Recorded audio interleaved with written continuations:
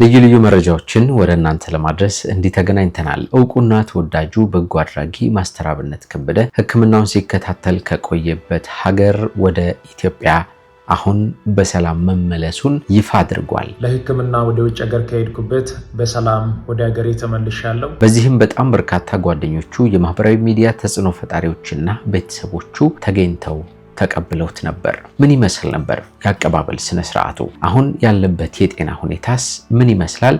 ከዚህ ባለፈ ግን እጅግ በጣም የገረመኝ የልጁ ነገር ነው።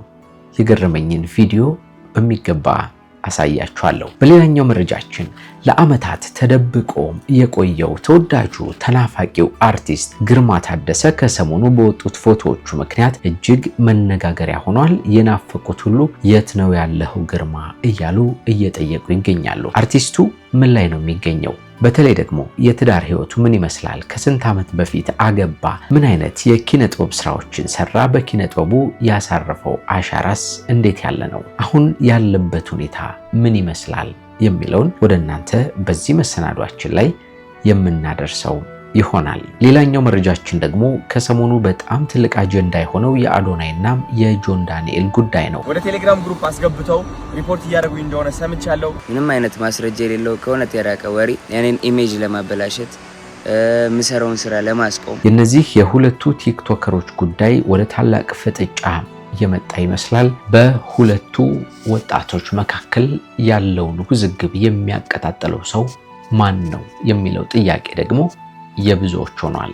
እውነትም ማን ነው? በሁለቱም መካከል የተፈጠረው ውዝግብ ምን ይመስላል የሚለውን እናነሳለን። በጉዳዩ ላይ ጆን ዳንኤልም ምላሽ ሰጥቶበታል። እሱንም እንነግራችኋለን። ዝም ያለ ሰው ሁሉ ሞኝ አይደለም።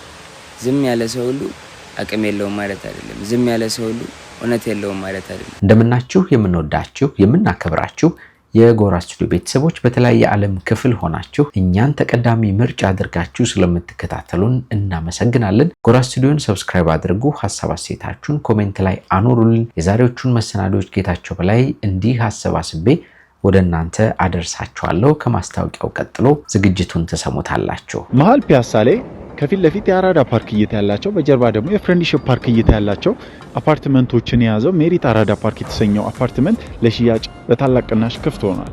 አሁን ላይ በእነዚህ አፓርትመንቶቻችን ላይ ከባለ 1 እስከ ባለ 3 መኝታዎችን ማግኘት የሚችሉ ሲሆን ባለ 1 መኝታ 49 ካሬ ጠቅላላ ዋጋው 3.7 ሚሊዮን ብር ጀምሮ፣ ባለ 2 መኝታ 95 ካሬ ጠቅላላ ዋጋው ከ7.3 ሚሊዮን ብር ጀምሮ፣ ባለ 3 መኝታ 130 ካሬ ተጨማሪ ሰራተኛ ክፍል ያለው ጠቅላላ ዋጋው ከ10 ሚሊዮን ብር ጀምሮ በታላቅ ቅናሽ እየሸጥን እንገኛለን። ይፍጠኑ።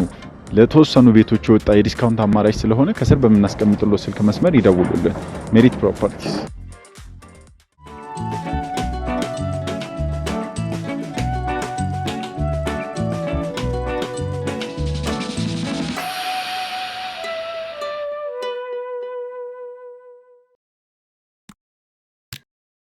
ኢትዮጵያ ውስጥ በዚህ በማህበራዊ ሚዲያ ላይ እውቅናን ካተረፉና በጣም በርካታ በጎ ስራዎችን ከሰሩ ወጣቶች መካከል በግንባር ቀደምትነት የሚጠቀሰው ተወዳጁ ማስተር አብነት ከበደ ከቅርብ ጊዜያት ወዲህ በገጠመው ህመም ምክንያት በዚህ በሀገር ውስጥ ሕክምናውን ሲከታተል እንደቆየ እናስታውሳለን። ታዲያ ታመምኩ ብሎ ይፋ ካደረገበት ጊዜ አንስቶ በጣም ብዙ ሰዎች ሲጨነቁ ነበር። ስለሱ ምንድነው ያጋጠመህ ብለው ኢትዮጵያውያን በዱዓ በጸሎት ሲያስቡት ነበር። ታዲያ የገጠመው ህመምም እውነትም ዱዓና ጸሎት የሚያስፈልገው ሆነና እባካችሁ ጸልዩልኝ ከጎኔ ሁኑ ብሎ ለኢትዮጵያውያን ይፋ የሆነ ጥሪውን አቅርቦ ነበር። ከዚያም ሀገር ውስጥ የነበረውን የሕክምና ክትትሉን ጨርሶ ወደ ታይላንድ ባንኮክ አመራ። በታይላንድ እያደረገ የነበረው የሕክምና ሂደት ደግሞ በጣም ፈተና የበዛበት አስቸጋሪ የሚባል እንደነበር መረጃዎቹ ይጠቁማሉ። በተለይ ደግሞ ማስተር አብነት እንደሄደ ወደ ቀዶ ጥገና ክፍል ውስጥ ነበር የገባው። እሱንም ይፋ አድርጎ በኋላ ደግሞ ሁለተኛውን ቀዶ ጥገና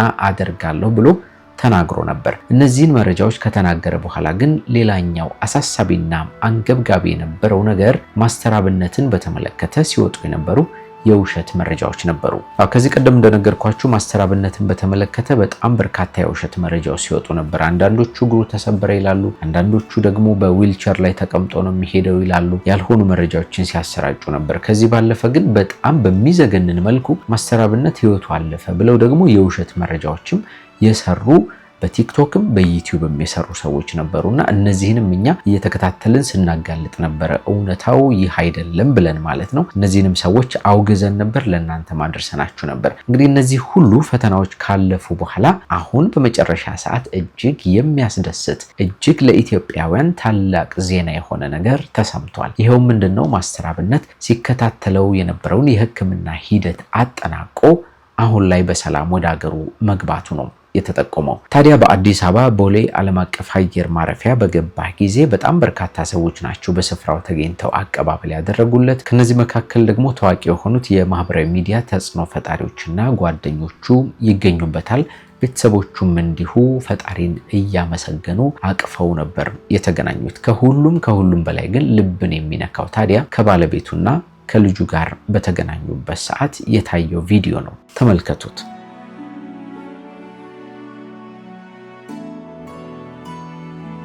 እንደምታዩት ልጁ እግሩ ስር ወድቃ ታለቅሳለች አባቷን ስትመለከት። በነገራችን ላይ ወደ ውጭ ሀገር በሚሄድበት ጊዜም ልክ እንደዚህ ነበር ስቅስቅ ብላ ያለቀሰችው አባቷ ሲለያትና አሁን ደግሞ ከብዙ ናፍቆት በኋላ እንዲህ ስታገኘው በጣም በደስታ ውስጥ ሆና ስታለቅስ ይታያልና እንደው የአባትና የልጅ ግንኙነት በተለይ ደግሞ ለአባቷ ይቺ ልጅ ያላት ፍቅር በጣም ስለገረመኝ በዚህ ደረጃ ልብ ውስጥ የሚገባ ስሜት በማሳየቷ ስለተገረምኩ ነው ላካፍላችሁ የፈለኩት። ለማንኛውም ማስተር አብነት እንኳን ወደ ሀገርህ በሰላም መጣህ እንላለን። ከዚሁ ጋር ተገናኝቶ ይህንን መልእክት አስተላልፏል።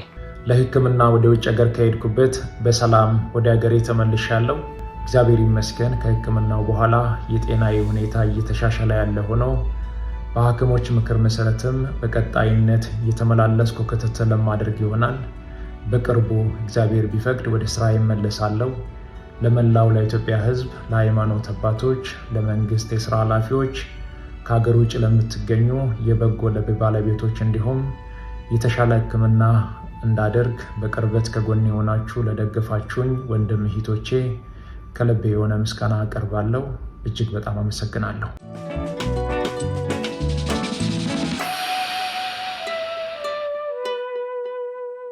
በዛሬ መሰናዷችን ወደ እናንተ ልናደርሳቸው ከፈለግናቸው ጉዳዮች መካከል የተናፋቂው የተወዳጁ አርቲስት የግርማ ታደሰ ጉዳይ ነው። ግርማ ታደሰን ብዙዎቻችሁ FBI ፊልምን ጨምሮ በበርካታ አማርኛ ፊልሞች ላይ በተለይ ደግሞ የኮሜዲ ይዘት ያላቸውን ገጸ ባህሪያት በመጫወትና ድንቅ በሚባል የትወና ብቃቱ ታውቁታላችሁ። ታዲያ ያላችሁ ግርማ ታደሰ የትዳር ህይወቱን የመሰረተው ከ11 ዓመታት በፊት እንደነበር ያገኘናቸው መረጃዎች ይጠቁማሉ። እንግዲህ ግርማ ቃለ መጠይቅ የሚወድ ሰው አይደለም መሰለኝ፣ ኢንተርቪዎችን ላገኝ አልቻልኩም። ነገር ግን በተለያየ መንገድ ካጣራኋቸው ካገኘኋቸው መረጃዎች ለመረዳት እንደቻልኩት በግርማ ታደሰ የሰርግ ስነ ስርዓት ጊዜ በጣም በርካታ አርቲስቶች ወዳጆቹ ተገኝተው ነበር። ከነዚህ መካከል ደግሞ እነዚህ እነ አለማየሁ ታደሰ፣ በቅርቡ ደግሞ ህይወቱ ያለፈው ተወዳጁ አርቲስት ነፃነት ወርቅነህና ሌሎችም ታዋቂ ሰዎች ነበሩ። አርቲስት ግርማ ታደሰ በኤፍቢአይ ፊልም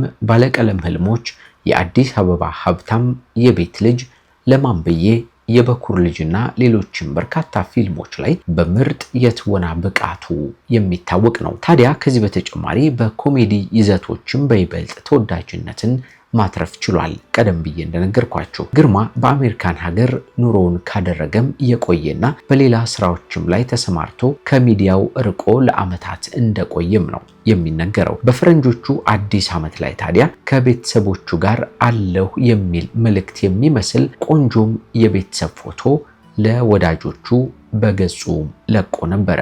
አርቲስት ግርማ ታደሰ በቅርቡ በህይወት ያጣነው ተወዳጁን ነፃነት ወርቅነህ ጋር ጥብቅ የሆነ ግንኙነትና ጓደኝነት ያለው ሲሆን በጋራ በመሆንም ፊልሞች ላይ አብረው መስራት ችሏል። አርቲስት ግርማ ታደሰ ለዓመታት ነው ጠፍቶ የሰነባበተውና ከሰሞኑ ታዲያ በዚህ በፈረንጆቹ አዲስ ዓመት ያጋራቸውን ፎቶዎች በጣም በርካታ ሰዎች እየተቀባበሏቸው ልክ እንደ አዲስ አርቲስቱን የት ነው ያለኸው ጠፋህብን የሚሉ ጥያቄዎችን ያዘሉ ሀሳቦችን እያንጸባረቁለት ይገኛሉ። በእነዚህ ፎቶዎች ላይ ለመረዳት የቻልነው ታዲያ ከ11 ዓመታት በፊት በትዳር የተሳሰራት ባለቤቱ በጋራ ያፈሯቸው ልጆቻቸውንም ጭምር ለማየት ችለናል። ግርማ ታደሰ እንግዲህ ወደፊት ምናልባትም ወደ ሀገሩ ተመልሶ በጣም በሚወደውና ብዙ ሰዎች በሚናፍቁለት በኪነ ጥበብ ስራው በኮሜዲ ይዘት ባላቸው ድንቅ በትወና ብቃቶቹም ጭምር ድጋሜ እንደምንመለከተው ተስፋ እናደርጋለን። ለማንኛውም ግርማን በተወሰነ መንገድ ለማስታወስ አሁን ያለበትንም ሁኔታ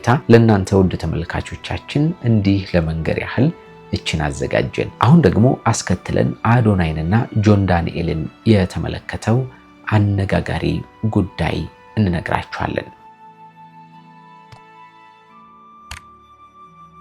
አዶናይ የሚሆን ጆን ዳንኤል በአሁኑ ሰዓት በጣም ብዙ ሰዎችን እያነጋገሩ የሚገኙ እውቅ የኢትዮጵያ ቲክቶከሮች ናቸው። ምክንያቱም ሁለቱም በተለይ ደግሞ የተሰማሩባቸው የበጎ ስራዎች እጅግ የሚያስደንቃቸውና የሚያስመሰግናቸው ናቸው። አዶናይም ቢሆን በየቀኑ በጣም በርካታ ሰዎችን እያስደሰተ በጣም ብዙ ሰዎችን ባለው አቅም ባለው በተጽዕኖ ፈጣሪነቱ እያገዘ የሚገኝ ድንቅ ወጣት ሆኖ እየተመለከትነው ነው። ጆን ዳንኤል ደግሞ ለትውልድ የሚሻገር ለህዝቤ ማበርከት የምፈልገው ትልቅ ዓላማ አለኝ ብሎ በመነሳት ትልልቅ የሚባሉ ፕሮጀክቶችን ጭምር በመንደፍ ህዝብን እያስፈነደቀ ይገኛል። በእነዚህ በሁለቱ ቲክቶከሮች መካከል ግን ከሰሞኑ ከቅርብ ጊዜያት ወዲህ በጣም ከፍተኛ የሚባል ውዝግብ ተፈጥሮ ነበር፣ በደጋፊዎቻቸው መካከል በተለይ ደግሞ ማለት ነው። የውዝግቡ መነሻ የሚጀምረው በዚህ ቪዲዮ ነው። ማስ ሪፖርት እየተደረገ ነው። ቪዲዮዎቼ ወደ ቴሌግራም ግሩፕ አስገብተው ሪፖርት እያደረጉኝ እንደሆነ ሰምቻለሁ። this is crazy በጣም የሚደብር ነገር ነው።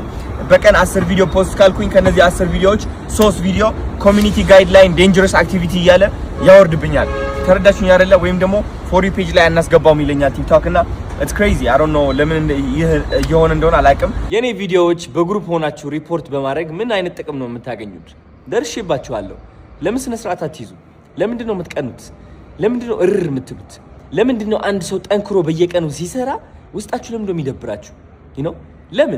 ለምን ያ ሰውን ማበረታታት አትመርጡ? እንግዲህ አዶናይ እንደሰማችሁት በጣም በርካታ ሪፖርቶች አካውንቴ ላይ የተደረጉ በመሆኑ ስራዬን እንዳልሰራ እያደረጉኝ ነው። ይሄንን የሚያደርጉትን ሰዎች ግን ደርሼባቸዋለሁ፣ አውቄያቸዋለሁ በማለት ሐሳቡን አስቀምጦ ነበር። ይህንን ቪዲዮ ከለቀቀ በኋላ ደግሞ በዚሁ በቲክቶክ መንደር ለአዶናይ በጣም ከፍተኛ ጥላቻም ያላቸው የሚመስሉ የተለያዩ ሰዎች እጅግ የሚያሳፍሩ ደስ የማይሉ የስድብ ውርጅብኞችን በተከታታይ በተለይ ደግሞ በቀጥታ ስርጭት ማዝነብ ቀጠሉ። ይህንንም አስመልክቶ አዶናይ ምንም አይነት ምላሽ አልሰጠም። ነገር ግን የሚሳደቧቸው ስድቦች፣ የሚናገሯቸው ቃላት በጣም የሚዘገንኑ ደስ የማይሉ በመሆናቸው ብዙ ሰዎች ይህንን ጉዳይ ለመመከት በተለይ ደግሞ የአዶናይ ደጋፊዎች ተው ለማለት እየሞከሩ ነበርና በእንዲህ አይነት ሁኔታ ውስጥ ሳሉ ነገርየውን ያባባሰ አንድ ነገር ተፈጠረ። ጆን ዳንኤል በቲክቶክ የቀጥታ ስርጭት በመግባት ለተለያዩ ወጣቶች የማበረታቻ ኮይን ወይም ደግሞ የቀጥታ ስርጭት ሽልማቶችን ማበርከት ይጀምራል። ታዲያ ከነዚህ ከተሸላሚዎቹ መካከል አጋጣሚ ሆነና እነዚያ አዶናይን የሚሳደቡ ሰዎች ነበሩበት። ጆን ዳንኤል ስጦታ የመስጠት ልማድ አለው። አዳዲስ የሚባሉ የቲክቶክ ሰዎችን ቀጥታ ስርጭት ላይ ሲያገኝ ስጦታዎችን ይሰጣልና ለነዚህም ወጣቶች ያንኑ የተለመደውን አይነት ስጦታውን ለመስጠት የሞከረው። በኋላ ግን በአዶናይ ደጋፊዎች ደግሞ ሌላ ስሜት ፈጠረ።